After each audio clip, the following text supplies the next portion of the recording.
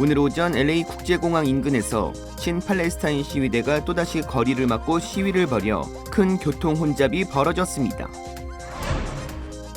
마약류 투약 혐의로 경찰 수사를 받고 있던 배우 이선균 씨가 오늘 서울의 한 공원 인근에 주차된 차량에서 숨진 채 발견됐습니다. 올해 전국에서 총기 사건 사망자 수가 4만 2천 명을 넘어선 것으로 나타났습니다. 인디애나주의 고속도로 교량에서 차량 추락 사고가 발생해 트럭 운전사가 6일 만에 극적으로 구조됐습니다. 특허권 침해 문제로 미국 판매가 금지된 지 하루 만에 애플의 애플워치 판매가 다시 가능해졌습니다.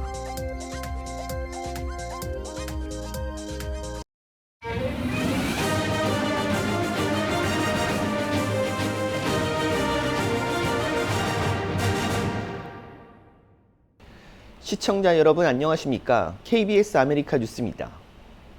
오늘 오전 LA 국제공항 인근에서 친팔레스타인 시위대가 또다시 거리를 막고 시위를 벌여 큰 교통 혼잡이 벌어졌습니다. 윤범수 기자가 보도합니다. LA 공항으로 진입하는 센츄리 블루버드 선상. 교통국 인력이 길을 막은 바리케이드들을 철거하고 있습니다. 공항으로 진입하려던 차량들은 전부 다 우회할 수밖에 없었고 이로 인해 일대는 교통정체가 연쇄적으로 발생했습니다. 교통 혼잡은 오늘 오전 9시경 친팔레스타인 시위대 40여 명이 공항 진입로를 막아서면서 시작됐습니다. 경찰이 출동해 이들을 인근 주차장으로 몰아냈고 이후 1시간 30분 만에 통행이 전면 재개됐습니다. 경찰은 모두 36명을 불법 점거 시위 혐의로 체포했는데 이 과정에서 2명의 경찰이 시위대가 휘두른 폭력에 다친 것으로 전해졌습니다. 이스라엘 팔레스타인 전쟁 중단과 미국의 이스라엘 지원 중단을 촉구하는 점거 시위는 이번만이 아닙니다. 앞서 지난 13일에는 110번 프리웨이 남쪽 방향 전 차선을 시위대가 가로막으며 오전 출퇴근 대란이 펼쳐졌고 이틀 뒤였던 금요일 저녁 LA 공항 인근 대로를 수십 명의 시위대가 가로막고 시위를 벌이면서 일대 엄청난 교통 혼잡이 펼쳐졌습니다. 더 큰 문제는 조금씩 이들 점거 시위대들의 행동이 과격해지고 있다는 것입니다.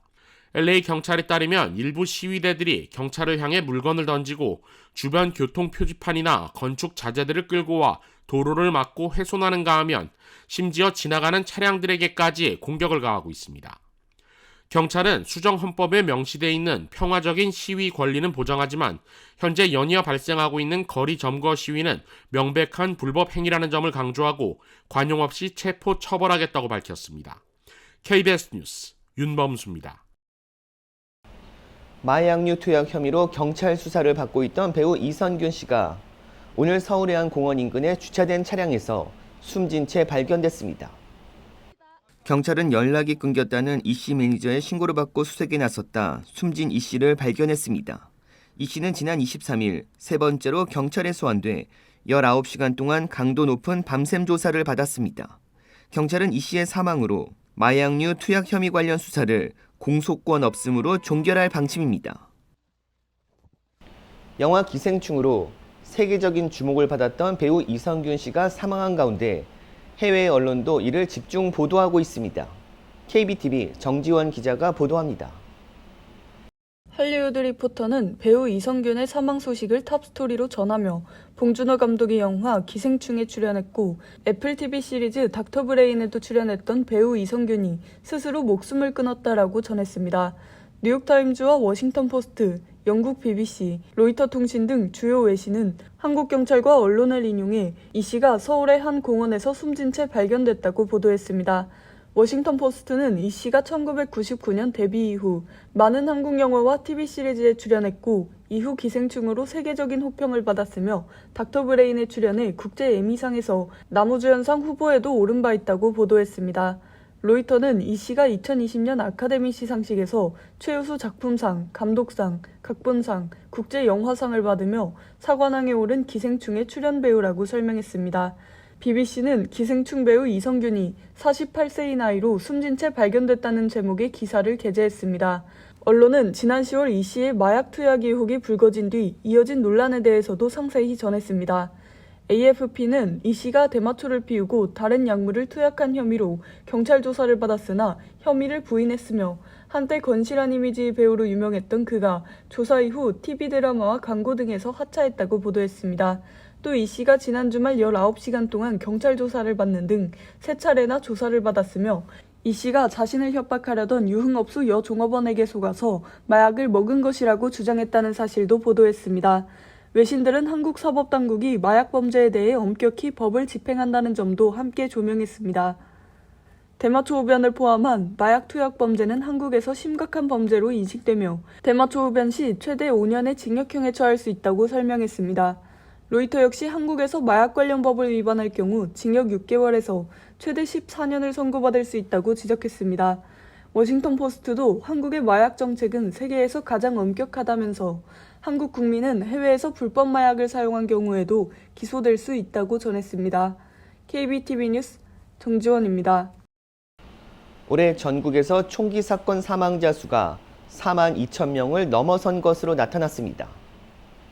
비영리단체 총기폭력 아카이브 GBA는 25일까지의 총기로 인한 사망자 수가 4만 2,151명을 기록했다고 밝혔습니다. 총격범을 제외한 최소 4명의 사상자가 발생한 총기 난사 사건은 올해에만 총 650건이 발생했으며 이로 인해 706명이 사망했습니다. 이는 GBA가 2014년 집계를 시작한 이래 두 번째로 높은 수치입니다. 가장 높았던 해는 689건의 총기 난사 사건이 발생한 2021년이었으며 지난해에는 646건으로 집계됐습니다. 총기로 인한 사망자 중 23,694명은 스스로 목숨을 끊은 것으로 파악됐습니다. 또 미성년자 1,600여 명이 사망했으며 4,400여 명이 다쳤습니다. 또 총기 관련 사건에서 경찰관 46명이 숨졌고 총격범 1,400여 명이 경찰과 대치하다 숨졌습니다.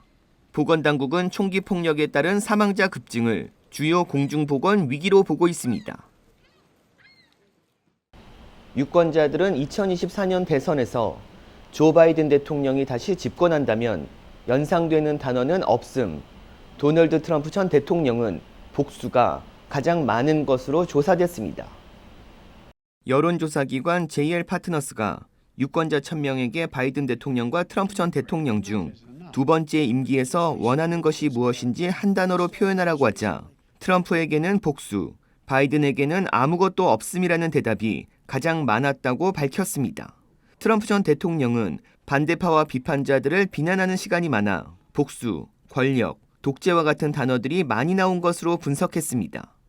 바이든 대통령의 경우 가장 많이 나온 단어는 아무것도 없음, 경제, 평화로 바이든 대통령 자신의 비전을 유권자들에게 명확히 설명하지 못하고 있음을 의미한다고 평가했습니다. 한편 AP, NORC의 여론조사 결과 바이든 대통령과 트럼프 전 대통령이 2024년 대선에서 재대결할 것이 거의 확실시되고 있지만 유권자 중 이를 원치 않는 사람이 더 많은 것으로 나타났습니다.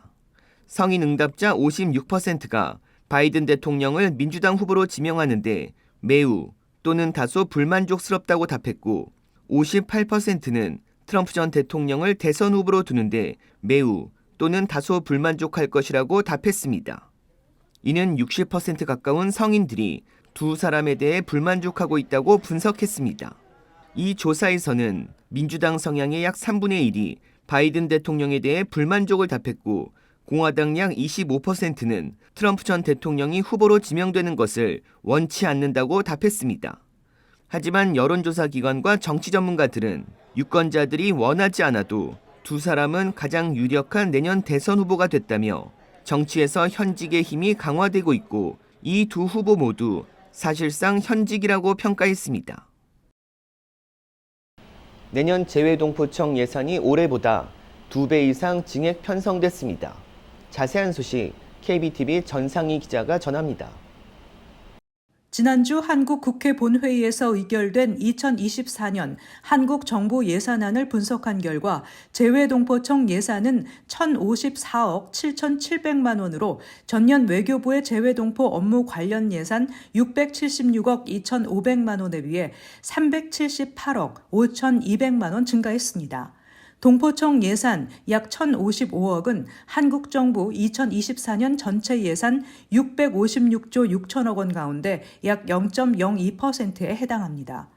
동포청은 2024년 예산안 기본 방향으로 재외동포의 한인 정체성 함양 및 보듬기, 재외동포와 모국의 동반 성장을 위한 글로벌 한인 네트워크 구축, 디지털 영사 민원 시스템 구축 및 영사 민원 서비스 확대 등의 내용을 내세웠으며 이로 인한 주요 사업비로 201억 3,100만 원이 증액됩니다.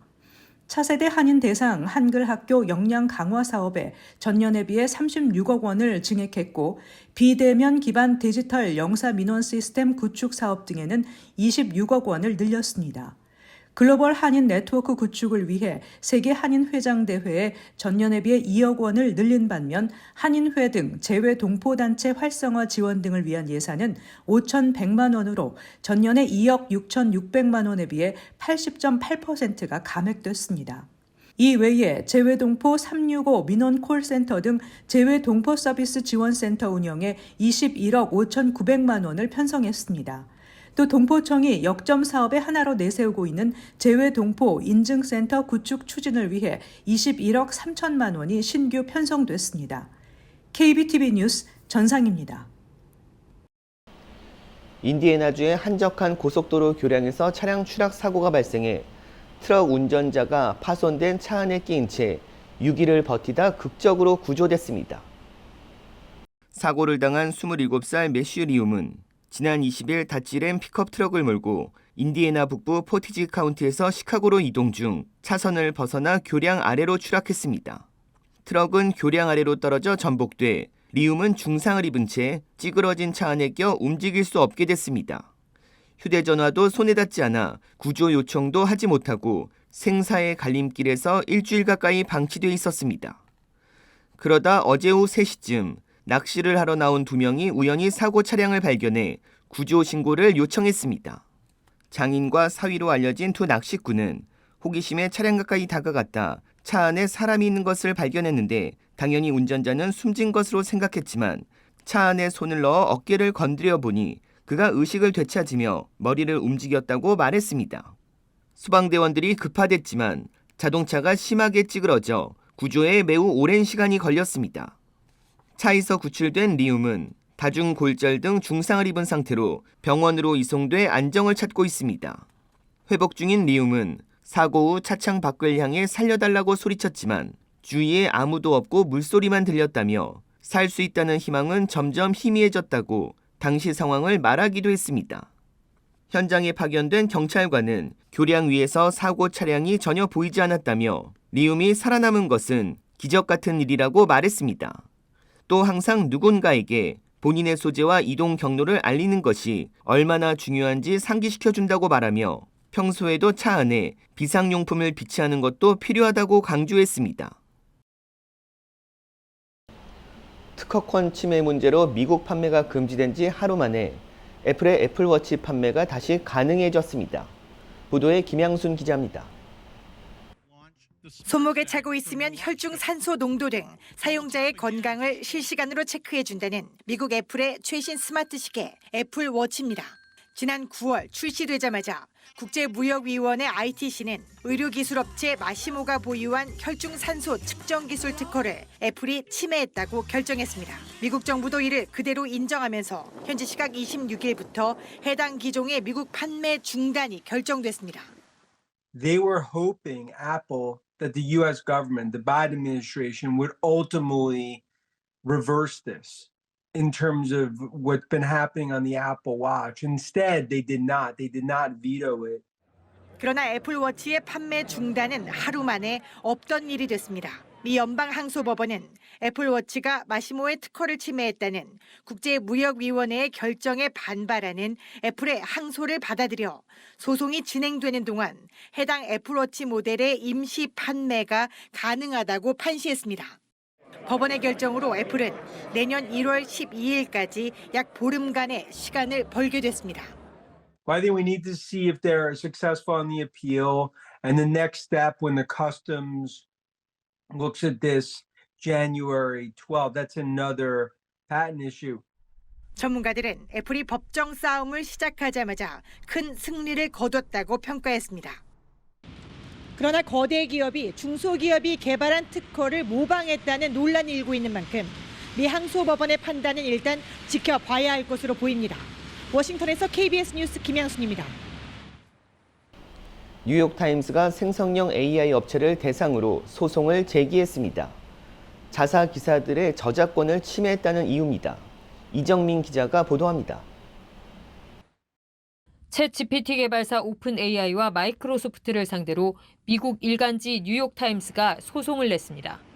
저작권을 무단으로 침해당했다는 겁니다.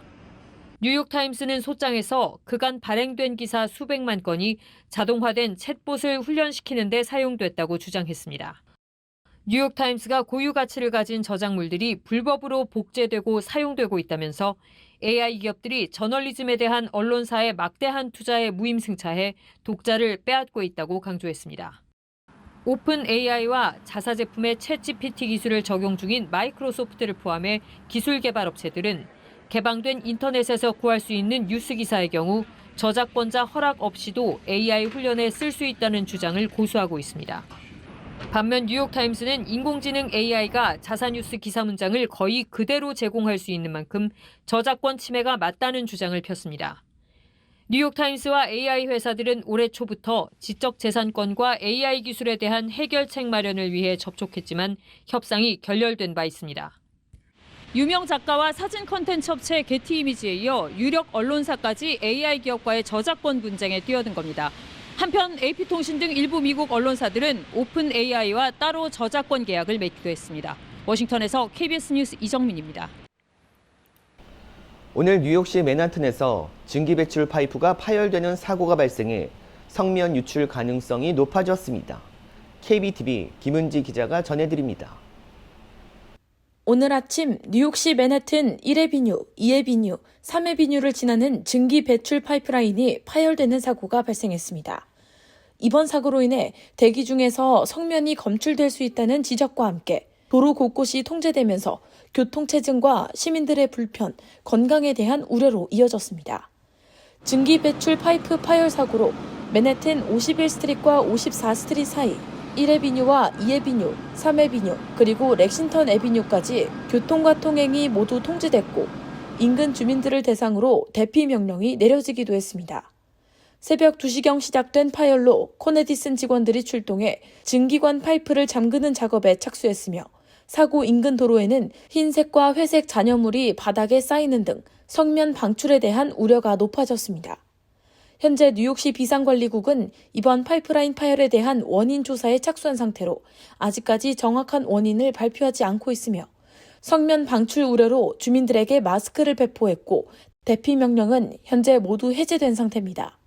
아울러 현재 뉴욕시 대기질 지수 및 성분에 대한 검사가 진행 중입니다. 뉴욕시 지하에는 건물의 냉난방 조절을 위해 수백만 개의 증기 이송관이 외설돼 있는데 이렇게 맨해튼 중심가에서 증기 파이프가 파열 또는 폭발하는 사고가 적지 않게 발생하고 있습니다. 지난 2018년에는 5해비뉴와 21스트릿 인근에서 노후화된 스팀 파이프가 폭발하면서 출근길 대중교통이 일시 전면 마비되는 교통대란이 발생했습니다.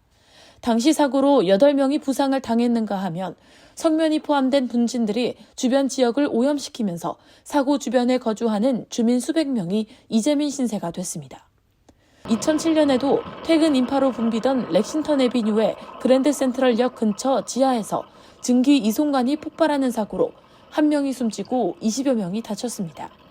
또 1989년에도 증기 이송관 파열 사고로 3명이 숨지는 불상사가 발생한 바 있습니다. KBTV 뉴스 김은지입니다. 이란 혁명수비대가 하마스의 이스라엘 공격은 지난 2020년 자신들의 사령관 솔레이마니를 암살한 것에 대한 보복이었다고 주장했습니다. 최영윤 기자가 보도합니다. 지난 2020년 미국과 이스라엘은 이라크 바그다드 공항 인근에서 솔레이마니 이란 혁명수비대 사령관을 무인기 공습으로 암살했습니다. 하마스가 지난 10월 이스라엘을 기습 공격한 이른바 알-아크샤 홍수 작전은 솔레이마니 암살에 대한 보복 차원이었다고 이란 혁명수비대가 주장했습니다. 또 최근 이란 혁명수비대 장성 한 명이 이스라엘이 시리아를 공격하는 과정에서 사망한 사실을 확인하고 이에 대한 복수도 계속할 것이라고 예고했습니다. قطعاً این انتقام‌ها تداوم داره در مکان‌های مختلف زمان‌های متفاوت و صهیونیست‌ها هرگز از این انتقام در امان نخواهند بود. 반면 하마스는 즉각 성명을 내고 이란 혁명수비대 주장을 부인했습니다. 알-아크샤 사원에 대한 이스라엘의 위협이 공격의 동기였다는 기존 입장을 재확인한 겁니다. 한편 이란의 지원을 받고 있는 헤즈볼라의 거점 지역 레바논 남부에 대한 이스라엘의 공격도 계속되고 있습니다. 현지 시각 27일 이스라엘군의 공습으로 지역 주민 3명이 숨졌다고 레바논 언론은 전했습니다. 이스라엘은 국경에서 30km 떨어진 리타니강 북쪽으로 물러나라고 헤즈볼라를 압박하고 있습니다. وحي آمن يعني الناس مدنيين نايمين ما سمعنا إلا هالأصوات الطيران وراحت البيوت طلع دمار شيء كبير يعني. 이란의 개입 등 확전 우려가 높아지는 가운데 블링컨 미국 국무장관이 다음 주 전쟁 발발 이후 5번째로 이스라엘을 방문할 예정이라고 외신들은 전했습니다. KBS 뉴스 최영윤입니다.